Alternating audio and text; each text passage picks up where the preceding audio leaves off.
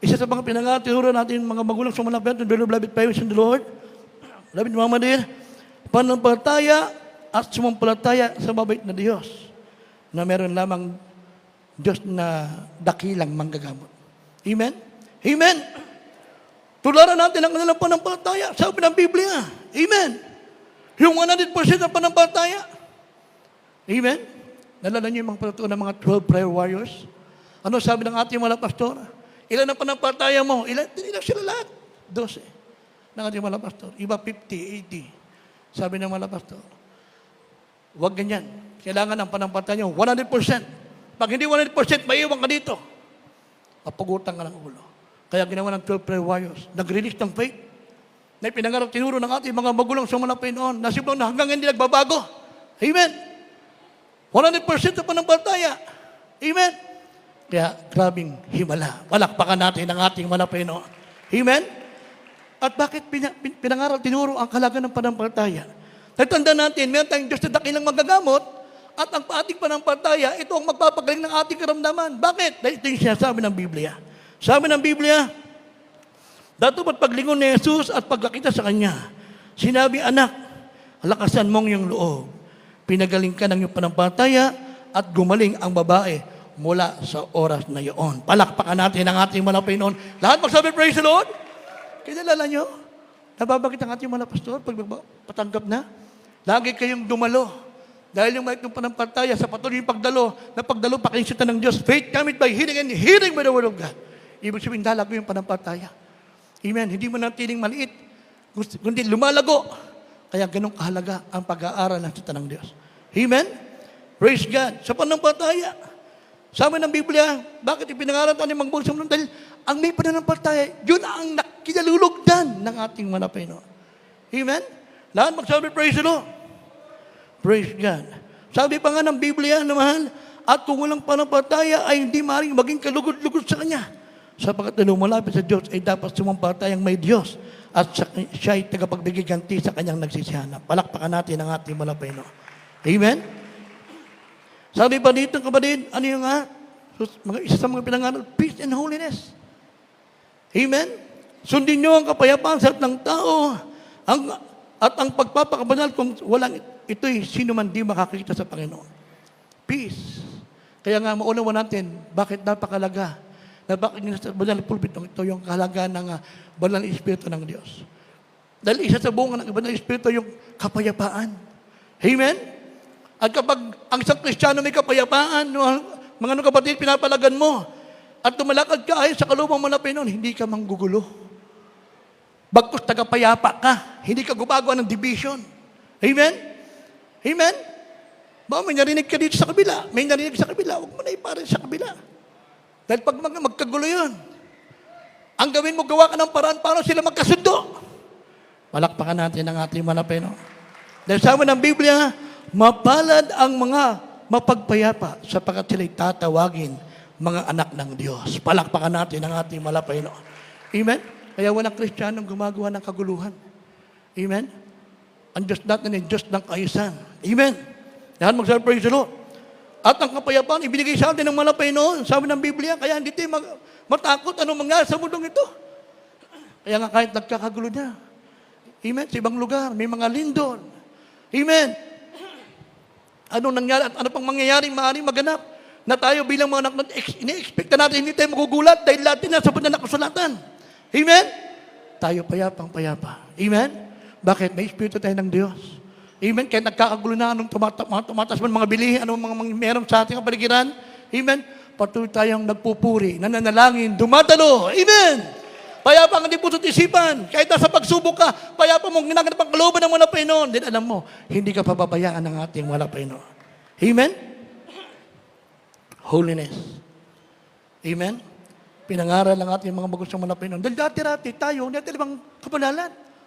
Nang ating napakinggan sa kanilang pangangaral, sabi ng Biblia sa Deuteronomy chapter 22 verse 5, ang babae nagsusot ng ukol sa lalaki, maging ang lalaki nagsusot ng ukol sa babae. Sabi ng Biblia, kasuklam-suklam, karumal-dumal sa harapan ng Diyos. Amen? At sabi ng Revelation, lahat ng karumal-dumal, itapon sa lake of fire. Amen? Kaya tayo tinuruan tayo mamuhay. Mamuhay na may kabanalan. manamit na may kabanalan. Hindi lang basta sa labas, kundi sa loob. Dahil kung ang iyong puso banal, magmanifest yan sa labas. Amen? At kaya pag banal ka sa labas, banal din na dapat ang puso mo. Amen? Lahat magsabi, praise the Lord. At isa po sa kasama sa kabanalan, na dapat sa isang bagay naman iwasan ng Kristiyano, yung over-familiarity. Amen? Amen? Dahil pag over-familiarity, sobrang close, yan, mga kapatid, hindi mo na masusunod yung kabanalan. Amen? Amen? Kaya iwasan ng Kristiyano. Hindi naman mga tayo maging magkakilala, magkaibigan, pero huwag yung sobrang close. Doon papasok, pag sobrang close, doon sumisikit ang kaaway. Amen? Lahat magsabi, praise the Lord. Kaya iwasan natin, lumakad tayong ayon sa kalooban ng Diyos. At sabi mo ng Biblia, open your mouth to praise the Lord. Amen? Yung labi mo, kailangan sabi ng Biblia, maging banal, dahil anumang lobas sa ating mga labi, hahatulan din na ito ng ating malapay noon. Lahat tayo, nagbibigay sulit sa harapan ng ating malapay noon. Lahat mo sabi, praise the Lord. Kaya sabi ng Biblia, sapagkat nasusulot kayo magpakabanal, sapagkat ako'y banal. Palakpakan natin ang ating malapay noon. Sa lahat ng bagay, amen. Present your body, living sacrifice, holy and acceptable unto God. Banal at kaaya sa Diyos yung ating pagsamba. Amen? Ano pa yung pang-apat? Call unto the Lord. Tinuruan tayo ng ating mga magulang sa malapit sa kanila, pangangaral, pagtuturo. Nakapag tayo sa kagipitan, sa kahirapan, ano mga meron. Tinuruan tayong tumawag sa ating malapay, no? Magtiwala sa ating malapay, no? Amen? Kaya nga, tumawag ka sa akin at ako'y sasagot sa iyo. At ako'y magpapakita sa inyo ng dakilang bagay at may hirap na hindi mo nangalalaman. Lahat magsabi, praise the Lord. Amen? Everybody say, praise the Lord. Dahil ang Diyos natin tiyatawagan, sabi ng Deuteronomy chapter 7, verse 9, take note nyo, ang Diyos natin ay tapat na Diyos. Amen? Amen? Pag ang malapit na nangako, talagang ito yung gaganapin ng ating malapit. Kaya pag tumawag ka sa malapit noon, anong pagsubok na meron ka, na may panampalataya, pagtitiwala sa ating malapit noon, pakikinggan tayo ng ating malapit noon. Lahat magsabi, praise the Lord. Ano yung panglima, mga minamahal, bago ating basahin ang ating huling talata. Sabi ng Biblia, na ito po'y tinuro ng ating mga magulang sa malapit noon, gaya tinawid kanina, last song. Tinuruan tayo, paano umibig totoo sa ating pinakamamalapit ng Jesus. Amen? Dahil dati, nagkinig din tayo sa malapit noon. Kaya lang, iba nga lang Diyos natin tatawagan, pangalawa yung ating pag-ibig sa Diyos. Manamahal natin, hindi talaga natin may pakita. Bakit? Dahil ang ating pag-ibig, hanggang tubibig lang. Hula sa gawa at katotohanan. Amen? Samantalang sa atin, sa panalang ministeryong ito, ipinangal tinuro ng ating mga magulang sa malapit noon. Ibigay mo malapit ng buong puso mo, buong kalwa, buong pag-iisip, buong lakas mo. Amen? Lahat magsabi, praise the Lord. Kaya nga pag inibig mo malapit noon, ang malapit ng buong puso mo, buong kalwa, buong lakas mo, lahat ng utos na malapit noon, masusunod natin. Amen? Lahat magsabi, praise the Lord. Ba't ko nasabing masusunod natin? Inibig mo Diyos eh. Kung utos ang malapit, sumunod ka sa pagbibigay, magtapat ka sa tang bagay. Amen? Dahil inibig mo malapit, ibubukod mo ka para sa Kanya. Para hindi mo na magalaw. Amen? Lahat magsabi, praise the Lord. Kapag inibig mo totoo malapit, lagi kang dadalo. Amen? Dahil gusto mo laging katagpuin ang presensya ng ating malapit noon. Amen? Lahat magsabi, praise the Lord. Natanda natin, sabi ng banal na kasulatan, 2 o 3 sa kanyang banal na pangalan, siya po ay narito sa ating kalagitnaan. Higit sa 2, higit sa 3, mga minamahal. Amen. Lahat magsabi, praise the Lord. Kahit 5 na nga na lang kasama pa rin natin ang ating pinakamamahal na Panginoon. Amen. Lahat magsabi, praise the Lord. At kapag inibig mo mula Panginoon, ng buong puso, buong kaluluwa mo, buong pag-iisip, buong lakas mo, ano yung pangalawang utos? Nasa lahat ng utos na uwi niya sa 2, ibigin mo ang kapwa mo gaya ng pag-ibig mo sa iyong kapwa. Amen? Amen! Lahat magsabi, praise the Lord. Kasi kung sasabihin, minamahal kita mo na Panginoon. Mahal na mahal kita, pero hindi mo naman inibig ang kapwa na nakikita mo. Sabi ng 1 John chapter 4, verse 20, amen? Paano mo iibigin ang Diyos na hindi nakita, samantalang kapatid mo nakita, hindi mo niibig. Ang tawag dyan, sinungaling. Amen? Kaya yung totoo, nagmamahal sa mula Panginoon, yung totoo, na naglilingkod sa mula Panginoon. Amen? Sabi ng Biblia, if you love me, keep my commandments. Kaya yung totoo, nagmamahal sa mula Panginoon, pinagsisikapan gawin ang kalooban ng malapay noon. At ang pagsunod, kaya sinasabi ng ating dearly beloved parents in the Lord, work out your own salvation with fear and trembling. Amen. Ibig sabihin, pagsunod na, may nakakita, wala, gaganapin mo ang kalooban ng ating malapay noon. Hindi yung paglilingkod na eye service. Masipag ka lang pag andyan ng mga leader. Amen? Andyan yung mga nangunguna. Hindi po ganoon ang paglilingkod. Kundi ang paglilingkod, may nakita, wala. Dahil bakit po? Hindi tayo naglilingkod sa tao, sa Diyos. Hari ng mga hari, Panginoon ng Panginoon. Amen? Lahat magsabi, praise the Lord. Kaya alalahanin natin palagi ang mga pinangaral, tinuro ng ating mga magulang sa malapay noon. Dahil kung minsan, inaalala lang, pero hindi naman ginagawa. Amen? Naging bukang bibig niya lang. Amen? Kaya kailangan pag hinabing aalalahanin, gagawin natin. Amen? Pag hinabing sundin ang standard ng manalagawain, amen? The legacy of the church, yung pinangaral ng ating mga magulang sa malapit noon, gawin talaga. Amen? Iba kasi nag-aalin lang kasi baka hindi kayanin nakapal. Hindi po. Lahat ng ipinangaral, tinuro ng ating mga magulang sa malapit noon, pinagprayan ng ating dearly beloved parents in the Lord, at binasbasan niya ng ating malapit noon. Amen? Kaya para sa lahat na tatalima, pagpapalaing lubos ng ating malapit noon. Di ba? Sino may mga sumunod? Amen? Nagtapos sa ng bagay, sa pagbibigay. Pinagpala tayong lahat ng ating malapay noon. Amen? Oh, dito sa lugar ng Cebu, sa Visayas. Ito na tayong pinakamalaking chapel. Mga manasuto lang, ito na ang pinakamalaking chapel na tinayo, na mahal, sa Central Visayas. Amen? Kahit sabihin natin ng kapatid, lalo na pag ito yung may aircon, nagkaroon to ng aircon, mga namahal.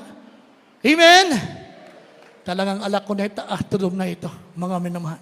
Ala araneta Coliseum pa, manamahal. Amen? Everybody say praise the Lord. Kaya pag mahal natin ang ating malapay noon, amen, susundin natin ang utos ng ating malapay noon. At ang ating pagsunod sa pinangaral tinuro ng ating mga magulang sa malapay noon, sabi ng Biblia, hanggang sa pagbabalik ng ating malapay noon. Amen? Amen? Hanggang sa huli ng ating buhay. Amen? Susunod ka. Mabubuhay ka may panampalataya. Mamamatay ka may panampalataya. Amen? Na wala kayo matatakbuhan, ang dakilang Diyos lang. Amen? Lahat magsabi, praise the Lord. Pakibasa ating uling talata at maganda ating beloved mga awit. From the book of Deuteronomy chapter 4 verse 39. Know therefore this day, and consider it in thine heart, that the Lord He is God in heaven above, and upon the earth beneath there is none else. And from the book of John chapter 4 verse 23 and 24. But the hour cometh, and now is, when the true worshipers shall worship the Father in spirit and in truth, for the Father seeketh such to worship Him. God is a spirit, and they that worship Him must worship Him in spirit and in truth. Amen. Praise the Lord. Dito po sa aklat ng Deuteronomio, Kapitulo 4, ang talatay 39. Talastasin mo nga sa araw na ito at isa puso mo na ang Panginoon ay siyang Diyos sa itaas sa langit at sa ibaba sa lupa. Wala nang iba pa. Dito po sa aklat ng Juan, Kapitulo 4, ang talatay 23 hanggang 24. Datapat dumarating ang oras at ngayon nga, nasasambahin ng matunay na mananamba ang Ama sa Espiritu at katotohanan, sapagkat hinahanap ng Ama ang mga gayon na maging mananamba sa Kanya. Sa 24, ang Diyos sa Espiritu at ang mga sa Kanya ay nagsisamba ay kinakailangang magsisamba sa Espiritu at sa katotohanan. Amen. Palakpakan natin ang ating mga Pinoon. Ang lahat magsabi, praise the Lord. Mga natin malapit mga instrumentalist. Ano sabi din nga nabilang kasulatan? Isa sa tinuro ng ating mga magulang sa malapit noon, ng ating dearly beloved parents in the Lord, ating beloved mga pastor. Amen? Na meron lamang nag-iisang Diyos sa langit. Amen? Kaya sabi dito, talatasin mo nga sa mga araw nito sa puso mo ng Panginoon ay siyang Diyos. Si taas ng langit at ang iba, si baba ng lupa at wala ng iba. Amen? Tama yun. Dahil sa Revelation chapter 4 verse 2, meron lamang isang trono sa langit. At isang nakupo, walang iba, ang nag-isang tunay na Diyos, ang ating pinakamamahal na Panginoon. Amen? Amen! Kaya pinagpala tayo. Dahil dito tinuro ang totoong paglilingkod sa Diyos. Nag-isa lang dahil dati kinagisnan. Daming Diyos ating kilala. Marami na nga tayong Diyos na kilala noon. Hindi po tayo pinakikita ng ating mga panalangin. Pero tayo, nang dalhin sa totoong gawain ng malapay noon, meron palang nag-isang tunay na Diyos. Diyos na mahabagin, Diyos na mapunong-punong pag-ibig, Diyos na magpatawad. Amen! Lahat magsabi, praise the Lord. Nasabi ng Biblia na dapat sambahin sa Espiritu at katotohanan. Sino yung sabi ng Biblia? Hinanap ng Ama ng mga nambas sa Kanya. Tayo po, yung mga nakasumpong sa buong katotohanan. Palakpakan natin ang ating malapay noon. Kaya sabi ng Biblia, samantalang ako'y nabubuhay, ay pupurihin ko ang Panginoon. Ako'y aawit ng pagpupuri sa aking Diyos. Samantalang ako'y may buhay. Tayo umawit sa ating malapay noon. Umawit tayo sa ating malapay noon, mahal.